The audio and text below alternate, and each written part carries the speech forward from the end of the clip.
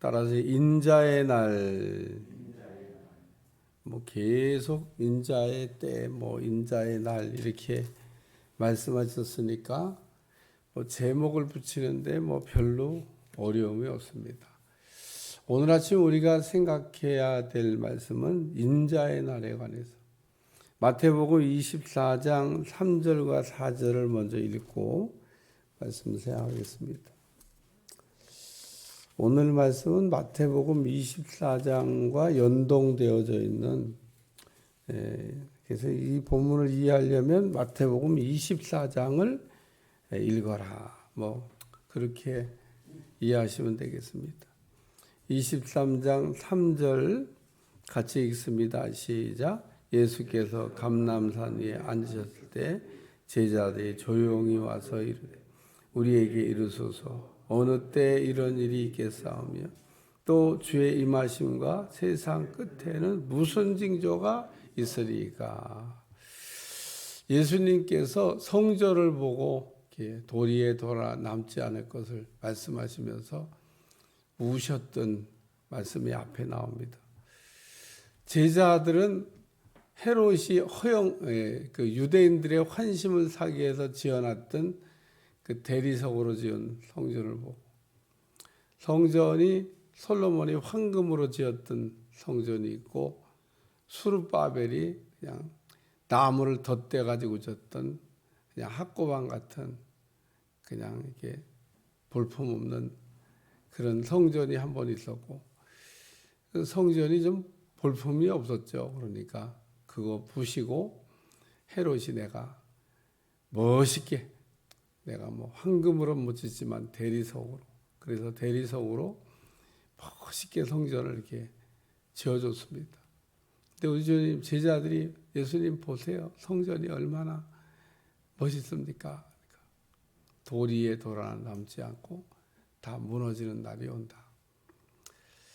정말 예수님이 말씀하신 대로 주 70년경에 로마의 티토라고 하는 장군에 의해 가지고 예루살렘이 함락됐는데, 예루살렘이 함락될 때 많은 유대인들이 죽었어요. 불행하게도.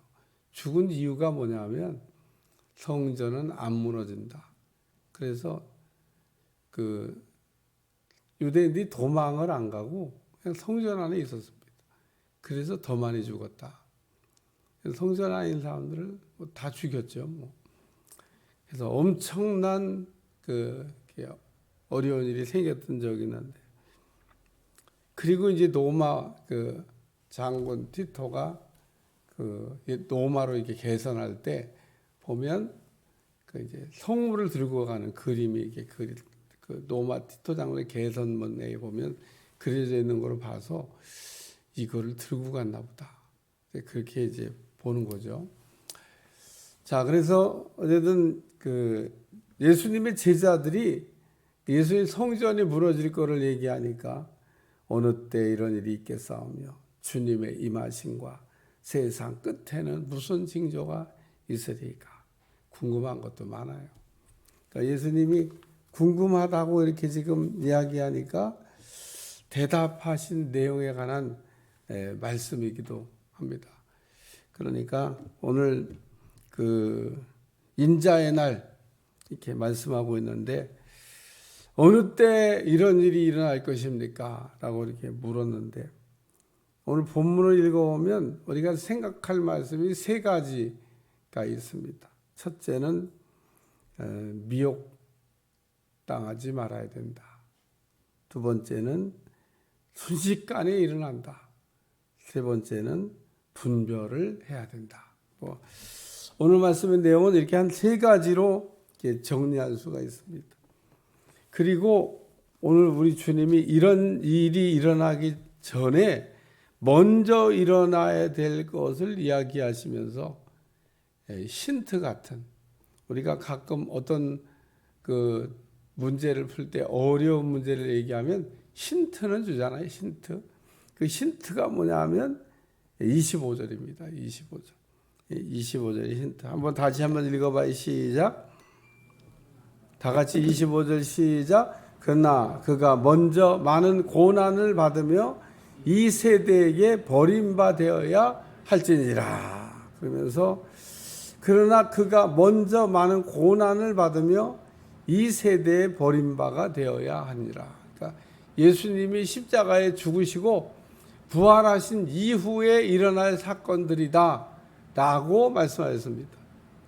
그러니까 예수님이 성전이 무너질 걸 얘기했는데 정말 예수님 부활 승천하신 후에 주 70년경에 그런 일이 일어났고요. 그리고 이제 남아있는 게 있습니다. 이 인자의 날이라고 하는 이 표현이 이제 심판을 얘기하는 겁니다.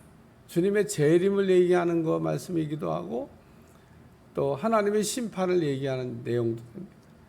예수님의 초림은 구원을 위해 오셨지만 예수님의 재림은 심판을 위해서 오신다는 겁니다. 왜 그렇게 예수님의 재림들을 기다리신지 몰라.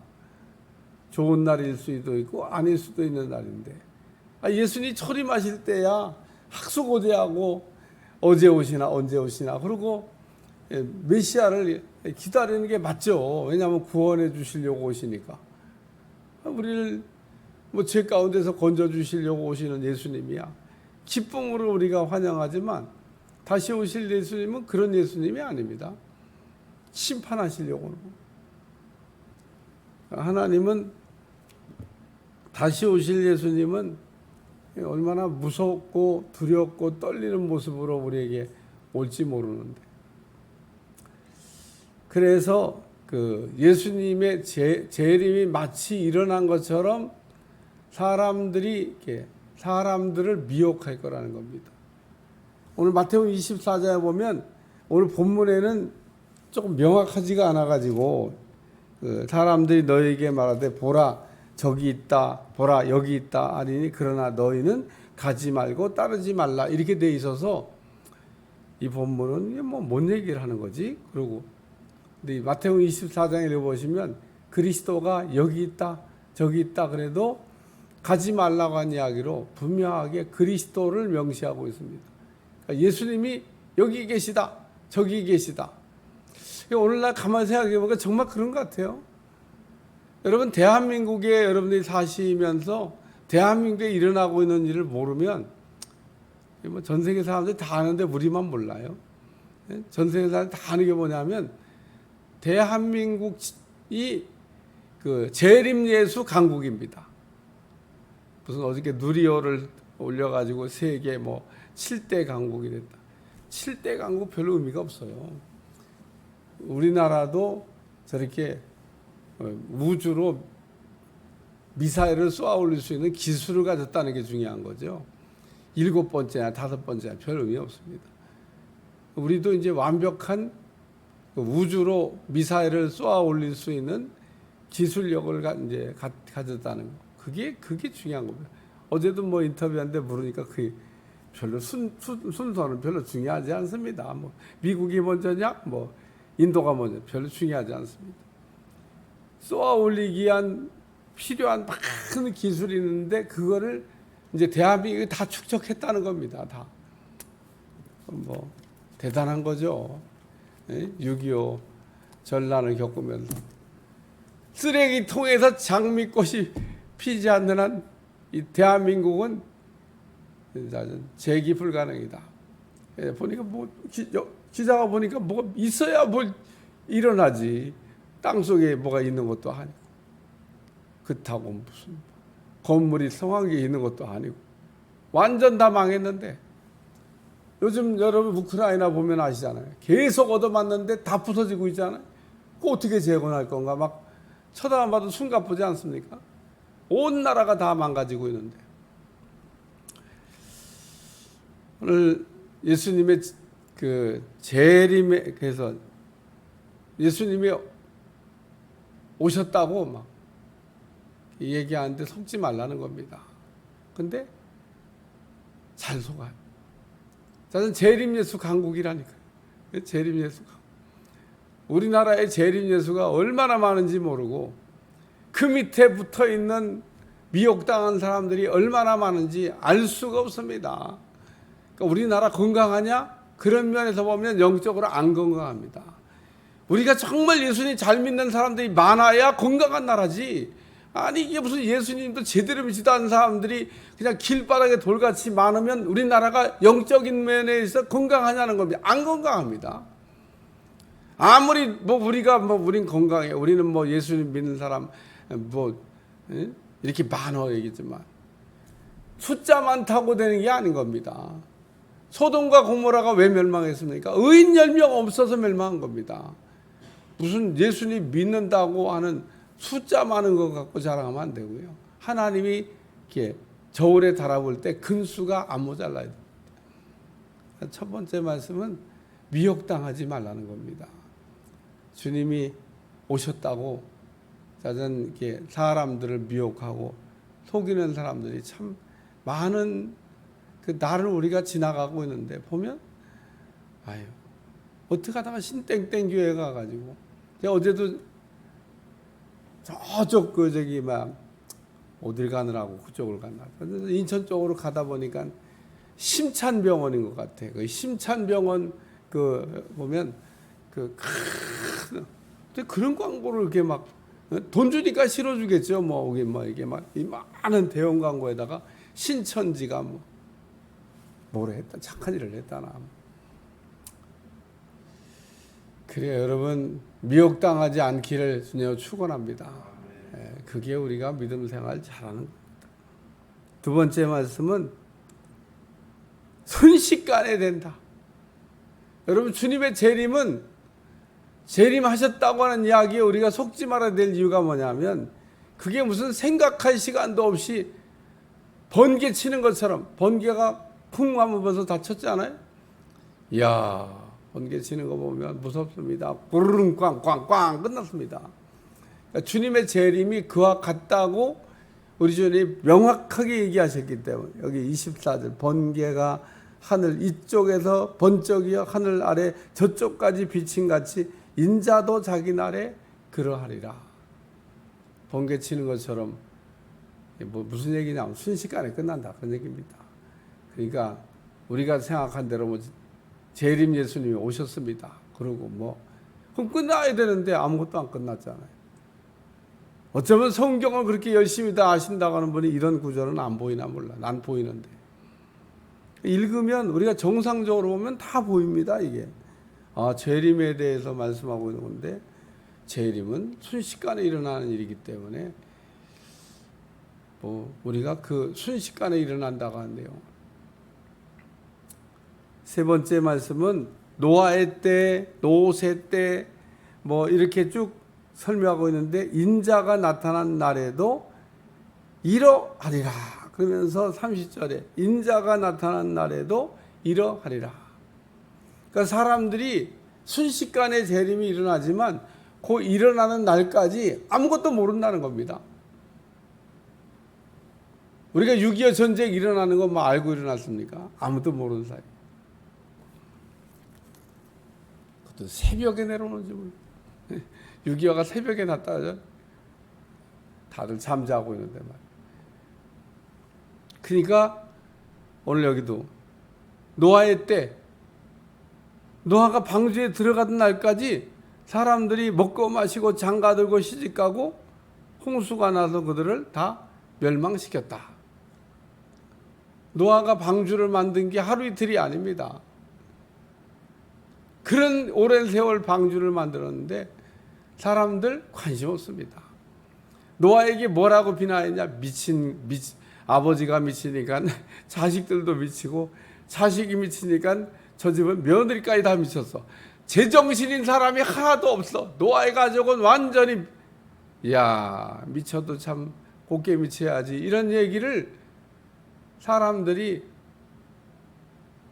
노아는 자기들을 구원한 방주를 만들고 있는데 방주 만들 생각도 안 하면서 방주에 탈 생각도 안 하고 시집가고 장가가고 먹고 마시고 재림도 그와 같다는 겁니다. 아무도 재림을 생각하지 않을 때 인자가 올 때 믿는 자를 보겠느냐. 저는 아주 그 말씀이 제일 섬뜩섬뜩합니다. 인자가 올 때 믿는 자를 보겠느냐. 아니 왜 예수님이 재림하실 때가 되면 더 많은 사람이 더 믿어야지. 어떻게 믿은 사람을 찾아보겠냐. 잘 믿다가도 세상으로 가는 데마 있지 않습니까? 어떻게 사도 바울을 만나서 믿음 생활을 하고 사도 바울을 따라다니다가 세상으로 가냐는 겁니다. 데마가. 바울이 안 붙잡았겠습니까? 그러지 말라고? 바울이 붙잡았겠죠. 가는 사람 붙잡기가 쉽지가 않아요. 가는 사람은 얼마나 잘 가는지. 데마가 가면서 바울한테 무슨 얘기하면서 갔을까? 여러분 청구가 꼭 물어보세요. 아마 데마가 가면서 그냥 곱게 가지는 않았을 겁니다. 뭔가 말을 남기고 바울의 마음에 대못 박는 얘기 해놓고 당신 따라다녀 보니까 뭐 되는 일도 없네. 뭐 등등부터 시작해서 대못 박는 얘기 안 하고 갔으면 그래도 천사고, 가는 사람들은 다 대못을 받고 가더라고. 그냥 가려면 곱게 가지 세상으로. 꼭 왜 대못을 받고 가냐고. 바울의 마음을 얼마나 아프게 하고 갔을까? 이거는 목회 안 해본 사람은 모릅니다. 목회를 하다 보면 데마 같은 사람들을 많이 만나기 때문에 데마 같은 사람들이 그냥 아이고 죄송해요, 뭐 미안해요, 어쩔 수 없어요, 뭐 형편이 그래요, 그러면서 가면 천사입니다. 뭐 그럴 수도 있잖아요. 네. 오늘 여기 노아가 이렇게 방주를 만들고 들어가던 날까지 사람들이 분별을 못하고 있고, 노아의 때, 노세 때 사람들이 먹고 마시고 사고 팔고 신고 집을 짓더니 아마 하나님께서 막 심판하시는데 그때까지 집 짓고 있었나 봐요. 인자의 날에도, 인자가 나타난 날에도 이러하리라. 그러면서 언제 오실지는 모릅니다. 모른다 그러고 성경이 안 얘기하고 있고 말씀 안 하신 거는 알려고 할 필요도 없고 우리가 알려고 해도 알 수도 없는 건데, 그런 거는 어떻게 이렇게 매일 계산하는 걸 좋아하는지 몰라요. 하지 말라고 하는 건 더 하고 싶은가 봐. 여기 본문에 흘러가는 내용으로 볼 때 그 어떤 우리에게 야 인자의 때가 오면 이런 일이 일어나게 하는 거는 감은 잡을 수 있어도 때는 모르는 겁니다. 오늘 본문에 미혹당하지 말고, 번개처럼 일어나는 일인데 분별 잘하고 믿음 생활 잘해야 된다. 그러나 우리 주님의 재림은 순서가 있는데, 주님의 재림은 초림하신 예수님이 부활 승천하신 이후에 주님의 재림. 당연한 얘기지 뭐. 주님이 부활 승천 올라가다는데 무슨 재림이 있겠어요? 그러니까 부활 승천 재림한 다음에, 승천하신 다음에 재림이 일어난다. 그러나 그가 먼저 많은 고난을 받으며 이 세대에 버림바 되어야 할지니라. 그러니까 이 일이 먼저 일어나고 그 다음에 재림이 온다. 그러니까 재림이 아무리 뭐 바빠도, 인자의 날이 아무리 바빠도 내가 먼저 다 이루리라고 하는 말씀을 이루기 전에는 순서적으로 안 일어난다.